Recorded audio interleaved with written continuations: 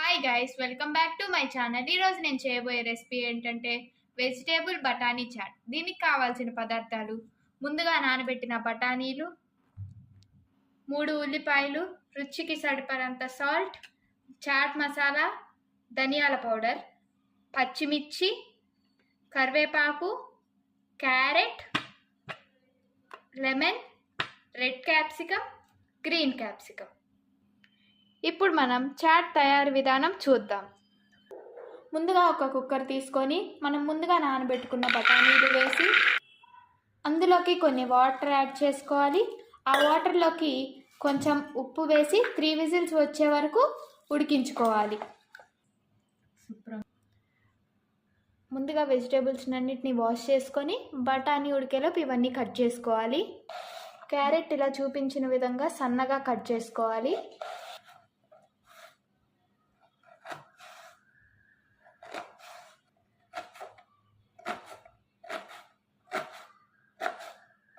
ఇలా క్యారెట్ని అయితే చిన్న చిన్న ముక్కలుగా కట్ చేసుకోవాలి.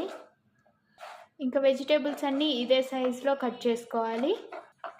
ఈవినింగ్ టైం పిల్లలు స్కూల్ నుంచి వచ్చినప్పుడు కానీ, వర్షం పడే టైంలో కానీ ఇలా వేడివేడిగా చాట్ చేసుకుంటే ఎంతో బాగుంటుంది.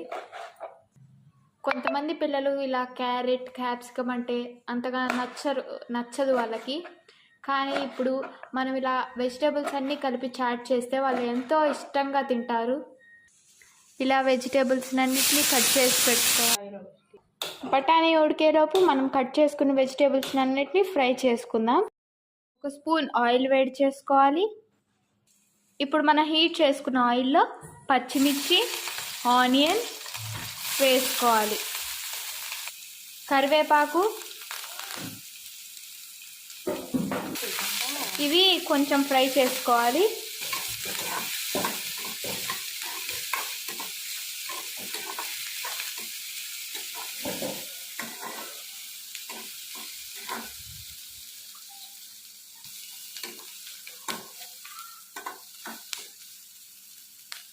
ఇవి లైట్గా ఫ్రై అయ్యాక క్యాప్సికమ్, రెడ్ క్యాప్సికమ్, క్యారెట్ వేసుకొని ఫ్రై చేయాలి.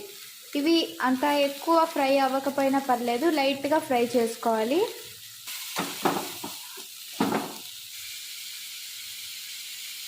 ఇవి ఫ్రై చేసుకునే లోపు అయితే మన బఠానీలు ఉడికిపోయాయి. మనం బఠానీలు చూద్దాం రండి.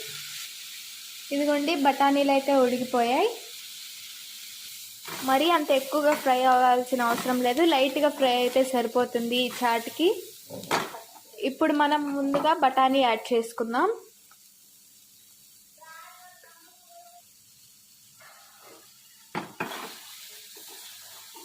ఇలా బఠానీ యాడ్ చేసుకున్నాక ఇవి కలుపుకోవాలి.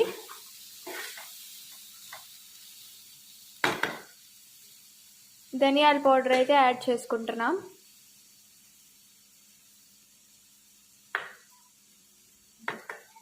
చాట్ మసాలా కూడా యాడ్ చేయాలి.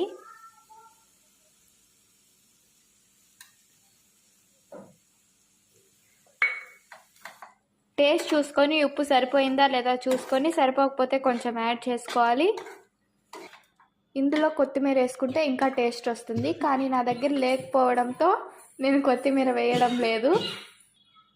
చివరిగా 2 చుక్కల నిమ్మరసం యాడ్ చేసుకుంటున్నాం. నిమ్మరసం యాడ్ చేసుకున్నాక ఒకసారి అవంతా కలుపుకోవాలి. ఇంకా వేడివేడిగా వెజిటేబుల్ బఠానీ చాట్ రెడీ. ఇప్పుడు మనం చేసిన చాట్ని అయితే సర్వింగ్ బౌల్లోకి సర్వ్ చేసుకుందాం. సో మన రెసిపీ అయితే రెడీ అయింది. నాకైతే ఈ రెసిపీ చాలా బాగా కుదిరింది. మీకు ఎలా కుదిరిందో ట్రై చేసి నాకు కామెంట్ రూపంలో తెలియజేయండి. సో నా రెసిపీ మీకు నచ్చినట్లయితే లైక్ చేయండి, షేర్ చేయండి, సబ్స్క్రైబ్ చేయండి. అలాగే పక్కనున్న బెల్ ఐకాన్ని క్లిక్ చేయండి.